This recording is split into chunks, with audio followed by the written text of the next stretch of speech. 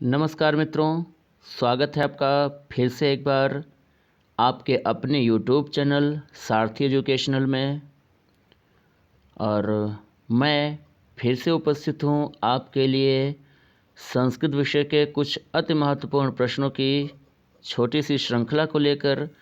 तो आज की ये श्रृंखला हमारे लिए बहुत ही महत्वपूर्ण होने वाली है, बहुत ही उपयोगी सिद्ध होने वाली है। तो मैं चाहूँगा कि आप यदि हमारे इस चैनल पर नए हैं तो इस चैनल को पहले सब्सक्राइब कर लें और इस वीडियो को लाइक करें और अधिक से अधिक शेयर करें।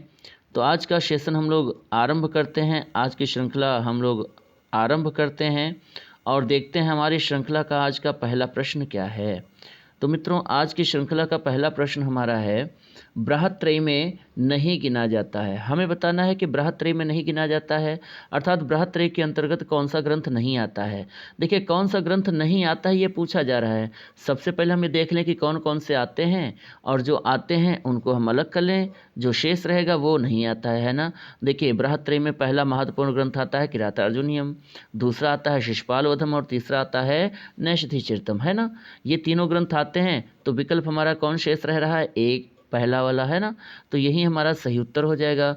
रघुवंशम जो है ये बृहत्त्रयी में नहीं आता है, और ये रघुवंशम आता किस में है, तो ये आता है लघुत्रयी में। ठीक है, तो पहला विकल्प सही है, पहले प्रश्न का पहला विकल्प सही है। अगला प्रश्न हम लोग देखेंगे, जीवेश मानवः श्रेष्ठः, वाक्य में रेखांकित पद में विभक्ति विधायक सूत्र बताना है। देखिए, जीवेश मानवः श्रेष्ठः में जीवेश को रेखांकित किया गया और जीवेश में विभक्ति विधायक सूत्र बताना है। इसमें जीवेश में रेखांकित पद में सप्तमी विभक्ति है और किस सूत्र के अनुसार है, तो ये सही उत्तर हो जाएगा यतश्च निर्धारणम। ठीक है, तो यतश्च निर्धारणम सूत्र के अनुसार यहाँ पर सप्तमी का प्रयोग किया गया है। ठीक है, चलिए बढ़ते हैं आगे, अगले प्रश्न की ओर हम लोग बढ़ते हैं और देखते हैं कि आज का हमारा अगला महत्वपूर्ण प्रश्न क्या है। तो अगला महत्वपूर्ण प्रश्न है, राजा दिलीप की पत्नी का नाम है। हमें बताना है कि राजा दिलीप की पत्नी का नाम क्या है। तो राजा दिलीप की पत्नी का नाम क्या है, इंदुमती, सुदक्षिणा, लक्ष्मी या इनमें से कोई नहीं। तो हमें पता है राजा दिलीप की पत्नी कौन थी, सुदक्षिणा थी। कौन सा विकल्प सही हो जाएगा, दूसरा बी वाला विकल्प सही हो जाएगा। आगे बढ़ते हैं अगले प्रश्न की ओर और देखते हैं कि अगला प्रश्न क्या है। तो देखिए, अगला प्रश्न है, जलनिधि पद का पर्याय शब्द है। हमें बताना है कि जलनिधि का पर्याय कौन सा है। तो जलनिधि का पर्याय होता है मित्रों, क्या होता है, तो जलनिधि का पर्याय होता है समुद्रः। क्या होता है, समुद्र। तीसरा विकल्प बिल्कुल सही विकल्प है। अगला प्रश्न क्या है, तो अगला प्रश्न देखते हैं। देखिए, अगला प्रश्न है, अक्षणा काणः, इसमें अक्षणा शब्द में तृतीया विभक्ति किस सूत्र के अनुसार प्रयुक्त हुई है। हमें बताना है कि अक्षणा काणः में जो अक्षणा पद है इसमें तृतीया का प्रयोग किया गया है, लेकिन किस सूत्र के अनुसार हमें ये बताना है। तो हमें पता है एनांग विकार है, यहाँ पर सही विकल्प हो जाएगा। अक्षणा काणः मतलब आँख से कान्हा, और ये कानापन क्या है, शरीर में एक विकार है और जिस अंग से आएगा उसमें तृतीया लगाएंगे हम, है ना। और किस सूत्र से, एनांग विकार सूत्र से। तो दूसरा विकल्प सही है। आगे बढ़ेंगे अगले प्रश्न की ओर और अगला प्रश्न हमारा क्या कह रहा है। अगला प्रश्न कह रहा है, परस्मैपदी धातु में परस्मैपदी देने के अर्थ में दा धातु से प्रथम पुरुष बहुवचन में रूप बनेगा। क्या बनेगा, तो देखिए, दा धातु के प्रथम पुरुष में रूप चलते हैं ददाति, दत्तः, ददति। ठीक है, तो यहाँ पर सही हमारा विकल्प क्या हो जाएगा, ददति। तीसरा विकल्प बिल्कुल सही उत्तर है। आगे बढ़ेंगे अगले प्रश्न की ओर। अगला प्रश्न बड़ा ही महत्वपूर्ण प्रश्न है और साहित्य से संबंधित है।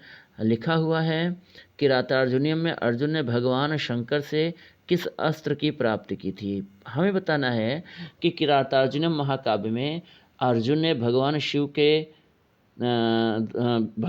से किस अस्त्र की प्राप्ति की थी, पाशुपत अस्त्र की, चक्र की, गदा या इनमें से कोई नहीं। तो हमें पता है भगवान शिव से किस अस्त्र की प्राप्ति की थी अर्जुन ने, पाशुपतास्त्र की। तो पहला विकल्प सही हो जाएगा।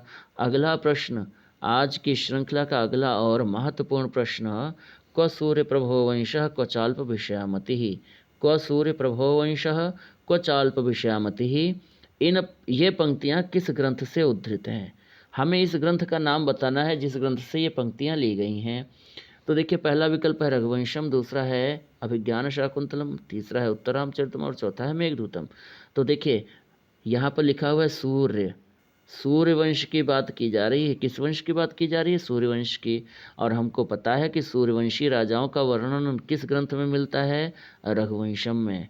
ठीक है, तो पहला विकल्प यहाँ पर सही हो जाएगा और पहला विकल्प सही है, इसलिए अगले प्रश्न की ओर हम लोग बढ़ेंगे। अगला प्रश्न भी बड़ा महत्वपूर्ण प्रश्न है और क्या है?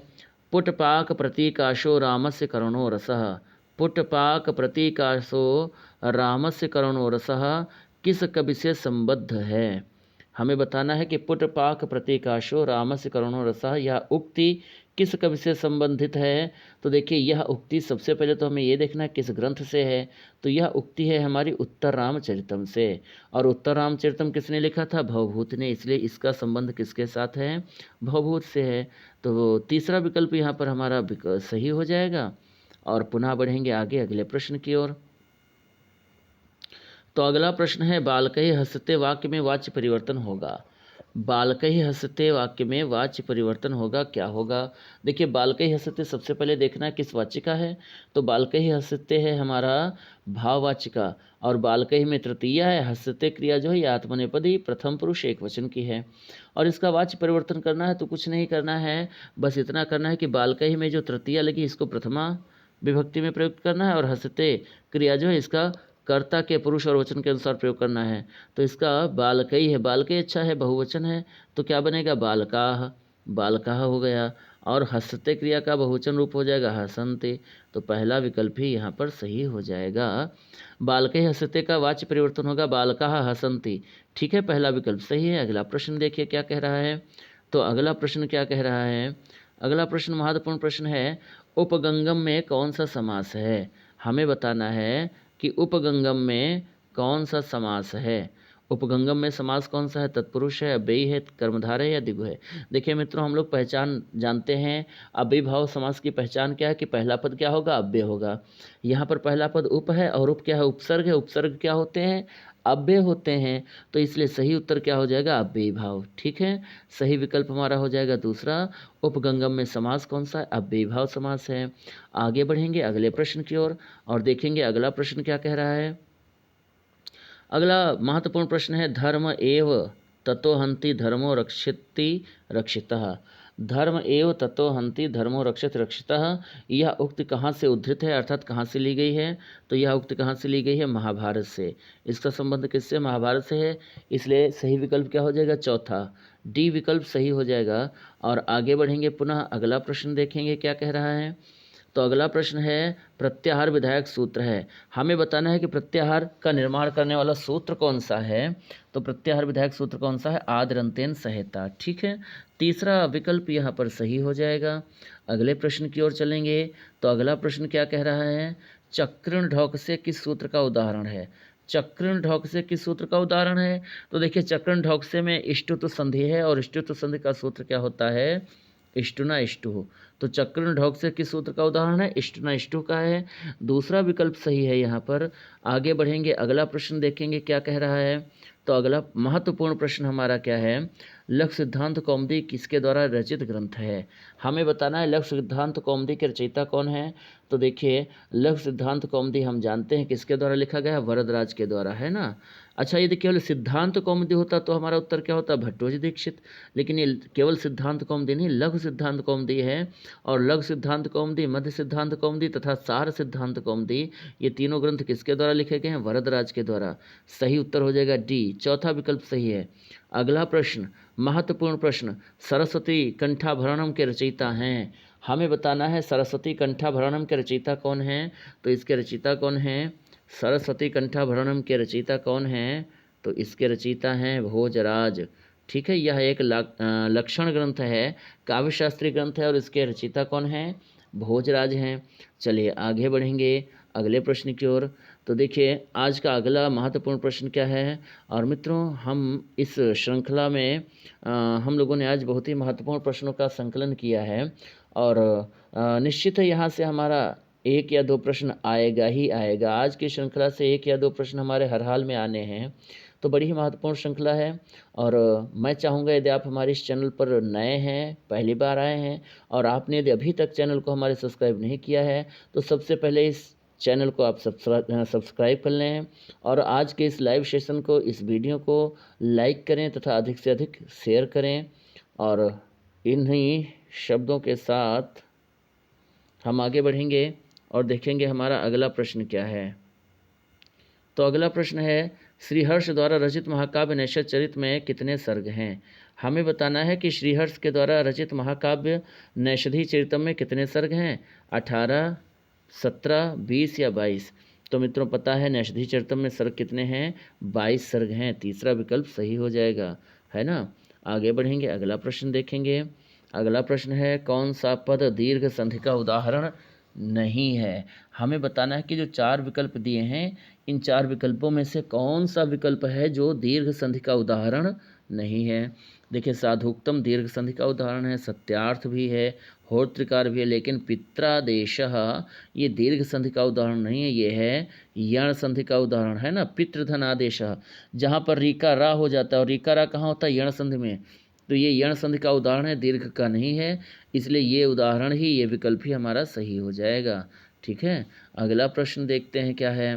तो अगला प्रश्न है, निष्ठा संज्ञक प्रत्यय कौन से? हमें बताना है कि कौन से प्रत्यय निष्ठा संज्ञक होते हैं। देखिए, हमको पता है अक्त अक्तवतु निष्ठा, इस सूत्र के अनुसार अक्त और अक्तवत प्रत्यय निष्ठा संज्ञक प्रत्यय होते हैं। तो तीसरा विकल्प हमारा बिल्कुल सही विकल्प हो जाएगा यहाँ पर। ठीक है, अगले प्रश्न की ओर हम बढ़ेंगे। तो महत्वपूर्ण प्रश्न है, संस्कृत भाषा में आदि कवि की उपाधि से विभूषित कवि हैं। संस्कृत भाषा में आदि कवि की उपाधि से विभूषित कवि कौन हैं? तो ये कवि कौन हैं? वाल्मीकि हैं। चौथा विकल्प यहाँ पर सही हो जाएगा। आदि कवि के नाम से किसको जाना जाता है? वाल्मीकि को। ठीक है, तो आगे बढ़ते हैं अगले प्रश्न की ओर, देखते हैं अगला प्रश्न क्या है। महत्वपूर्ण प्रश्न है, हमारी स्क्रीन पर आ चुका है। और प्रश्न क्या है, श्रीमद् भगवद गीता में कितने अध्याय हैं? हमें बताना है कि श्रीमद् भगवद गीता में कुल अध्याय कितने हैं। तो मित्रों कितने अध्याय होते हैं? 18। तीसरा विकल्प सही हो जाएगा यहाँ पर। अगला प्रश्न क्या कह रहा है, ये देखते हैं। महत्वपूर्ण प्रश्न है, यरोनुनासिको व सूत्र का उदाहरण है। अर्थात हमें बताना है कि यरोनुनासिको व सूत्र का उदाहरण कौन सा है। देखिए, पहला विकल्प क्या लिखा हुआ है, महान लाभा। ये यरोनुनासिको व सूत्र का उदाहरण नहीं है, ये है किसका? तोरली का उदाहरण है, लत संधि का है, तो ये तो गलत हो जाएगा। विद्वान लिखित भी तोरली का उदाहरण है, उल्लास भी तोरली का उदाहरण है। ये तीनों उदाहरण हमारे किस सूत्र के हैं? तोरली के। किस सूत्र के हैं? तो तोरली सूत्र के हैं। अच्छा, तोरली सूत्र किस संधि का है? तो ये लत संधि का सूत्र है। किसका सूत्र है? लत संधि का। तो ये तो होंगे नहीं, एक ही शेष हमारा एतन मुरार। ये तीसरा विकल्प सही हो जाएगा। कौन सा विकल्प यहाँ सही हो जाएगा? तीसरा। आगे बढ़ें, अगला प्रश्न देखें। तो अगला प्रश्न हमारा क्या कह रहा है। अगला प्रश्न है, बड़ा ही महत्वपूर्ण प्रश्न है। संस्कृत वर्णमाला में मूल स्वरों की संख्या है। संस्कृत वर्णमाला में मूल स्वरों की संख्या कितनी है? 5, 4, 7 या 11। तो संस्कृत वर्णमाला में मूल स्वरों की संख्या कितनी होती है? 5 होती है। पहला विकल्प सही हो जाएगा। अगला प्रश्न हम देखेंगे, सहसा विदधीत न क्रियाम। सहसा विदधीत न क्रियाम, अचानक बिना सोचे समझे कोई कार्य नहीं करना चाहिए। यह सूक्त किस महाकाव्य से उद्धृत है? यह सूक्त किस महाकाव्य से उद्धृत है? महाकाव्य का नाम बताना है। तो यह सूक्त है किसकी? किरातार्जुनीयम की सूक्ति है। तीसरा विकल्प सही हो जाएगा। अगला प्रश्न आपकी स्क्रीन पर आ चुका है। अधिशिंग स्थासाम सूत्र से कर्म संज्ञा होती है किसकी? करण की, संप्रदान की, अपादान की, आधार की। तो हमें पता है अधिशिंग स्थासाम कर्मम सूत्र से कर्म संज्ञा होती है किसकी? आधार की। चौथा विकल्प सही हो जाएगा। अगला प्रश्न, तो अगला प्रश्न नहीं है। हमारी ये श्रृंखला आज की यहीं तक है। हमारी श्रृंखला का आज का ये अंतिम प्रश्न था। तो आज की श्रृंखला यहीं पर समाप्त होती है। और पुनः बता दें, आज की श्रृंखला अत्यंत महत्वपूर्ण श्रृंखला है। एक बार पुनः देख लीजिएगा, प्रश्नों को समझ लीजिएगा। और इस श्रृंखला से निश्चित है 1 या 2 प्रश्न आएंगे ही आएंगे। तो इसको एक बार धैर्यपूर्वक, ध्यानपूर्वक, गंभीरता से एक बार पढ़िएगा ज़रूर। और आज की ये क्लास कैसी लगी कमेंट करके ज़रूर बताइएगा। और पुनः यदि आप नए हैं इस चैनल पर तो चैनल को हमारे सब्सक्राइब करें, इस वीडियो को लाइक और ज़्यादा से ज़्यादा शेयर करें ताकि और लोगों तक भी इस वीडियो का लाभ पहुंच सके, उनको भी ये लाभ मिल सके, वो भी लाभान्वित हो सकें। तो मित्रों, आज की श्रृंखला हमारी यहीं पर समाप्त होती है। हम पुनः मिलेंगे कुछ और नए प्रश्नों के साथ। तब तक आप पढ़ते रहिए, मेहनत करते रहिए। परीक्षा हमारी बहुत ही नज़दीक है और कतई परीक्षा को लेकर दबाव में आने की आवश्यकता नहीं है, घबराने की, परेशान होने की आवश्यकता नहीं है, क्योंकि यूपी टेट का पेपर बड़ा ही सरल आने वाला है और आपका यूपी टेट का पेपर अच्छा होगा, ये मेरी जिम्मेदारी है, ये मेरा दावा है। आपने यदि इन प्रश्नों को पढ़ लिया तो मैं कह सकता हूँ कि यहाँ से 1-2 प्रश्न आने ही आने हैं।